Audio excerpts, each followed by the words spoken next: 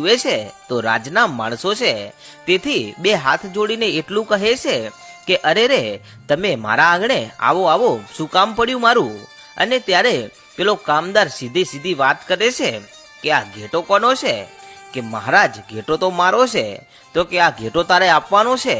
કે ના, ઘેટો નથી દેવાનો.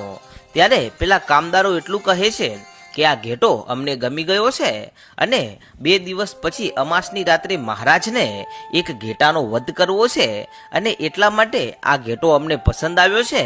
તો બોલ આ ઘેટાનું મૂલ્ય.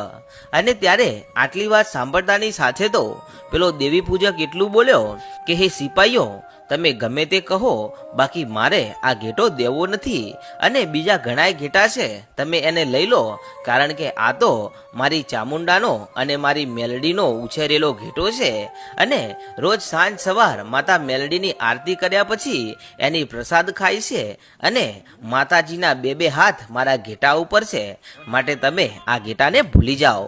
પણ ત્યારે પેલા કામદારો હતા ખૂબ જ જિદ્દી, પોતાના હાથમાં રહેલા ભાલાનું ઊંધું ઠોડું આ દેવી પૂજકના છાતી ઉપર લગાવી અને એટલું કહ્યું કે તારામાં હિંમત હોય તો આ ઘેટો પાછો લઈ જા, બાકી આ ઘેટો તો નથી દેવાનો.